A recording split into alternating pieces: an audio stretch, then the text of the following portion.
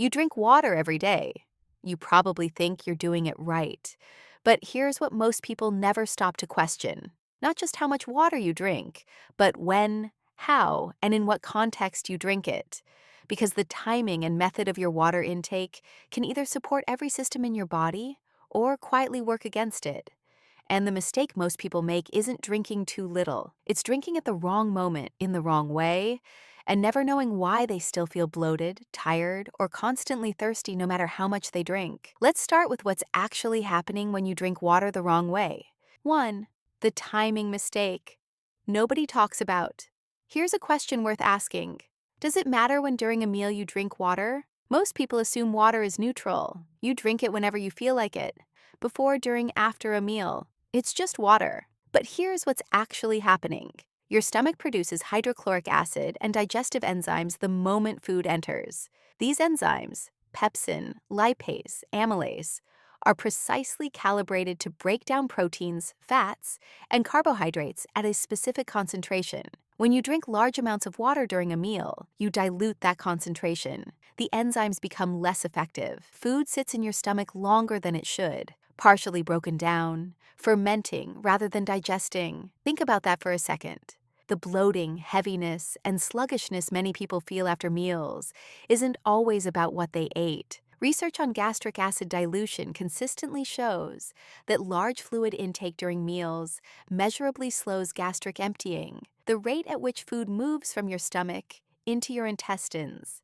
And here's where it gets more significant.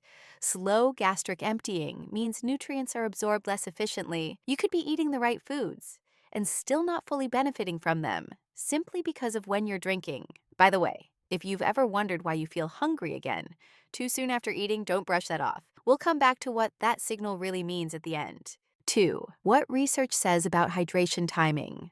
A study published in the journal Alimentary, Pharmacology, and Therapeutics found that drinking water immediately before or during meals significantly affects gastric acid concentration and digestive efficiency. Read that carefully.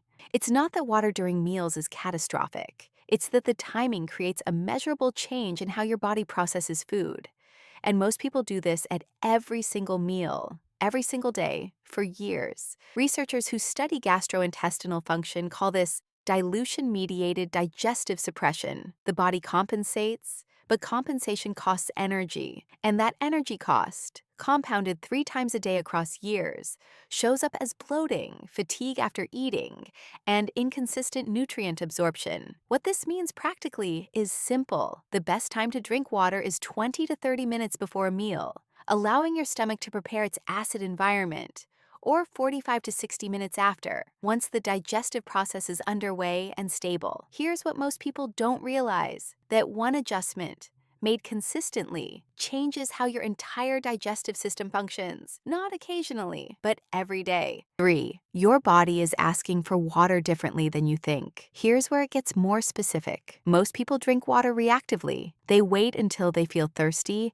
then drink. This seems logical, but thirst is a late signal. By the time your brain registers thirst, your body is already in a mild state of dehydration, typically 1 to 2% fluid loss. At that level, research consistently shows measurable decreases in cognitive performance, physical endurance, and mood regulation. Here's what's actually happening. Your hypothalamus monitors blood osmolarity, the concentration of particles in your blood. When that concentration rises past a threshold, it triggers thirst. But that trigger comes after the physiological impact has already begun. Think about that cycle for a second. You're not drinking proactively. You're recovering from a deficit that already affected your focus, your energy, and your digestion. And you didn't even notice it happening. And here's the part that compounds it. Coffee, tea, and sugary drinks don't hydrate the way water does. Many of them actively increase fluid loss. So if your day starts with coffee before water, your body begins every morning already behind. Now, before we keep going, if you're recognizing your own habits in this, hit like and subscribe. That's how we get these videos to more people who want to understand what their body actually needs. 4. This goes back further than modern habits. The reason reactive drinking feels natural isn't a personal failing. It's evolutionary. For most of human history, history, water was obtained from natural sources: rivers, rainfall, food. Humans didn't carry water bottles. They drank when water was available, often in large amounts at once, then went hours without drinking. The body adapted to this pattern. Your kidneys, lymphatic system, and cellular fluid regulation are all designed to handle intermittent variable hydration, not constant small sips throughout the day. Here's what most people don't realize. The modern advice to drink 8 glasses a day has almost no clinical basis as a universal standard. A 2002 review published in the American Journal of Physiology found no scientific evidence supporting the 8x8 rule, 8 glasses, 8 times a day. What the research actually supports is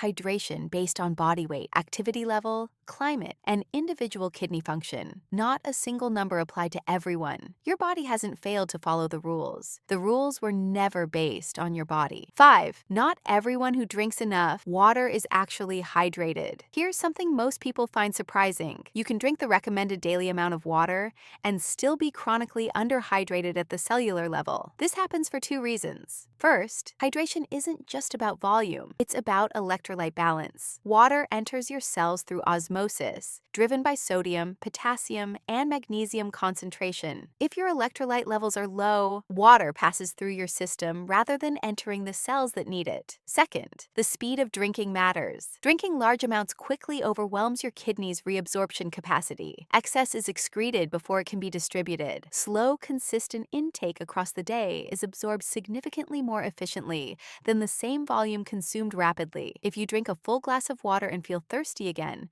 within 20 minutes, that's not your imagination. That's your body telling you the water didn't stay where it needed to go. 6. What most people never realize: the signal beneath the thirst. Remember earlier when I mentioned feeling hungry too soon after eating? This is what I was talking about. One of the most consistently overlooked facts in nutrition science is this: the hypothalamus processes hunger and thirst signals in the same region. When you're mildly dehydrated, your brain frequently misreads the signal, and you feel hungry instead of thirsty. This means a significant portion of between-meal hunger, the kind that drives snacking, overeating, and energy crashes, isn't hunger at all. It's dehydration wearing a different mask. Researchers who study appetite regulation have found that drinking 500 milliliters of water before a meal reduces caloric intake in that meal by an average of 13%. Not because of fullness, but because it resolves the false hunger signal the brain was already sending. Most people spend years managing their appetite, their energy,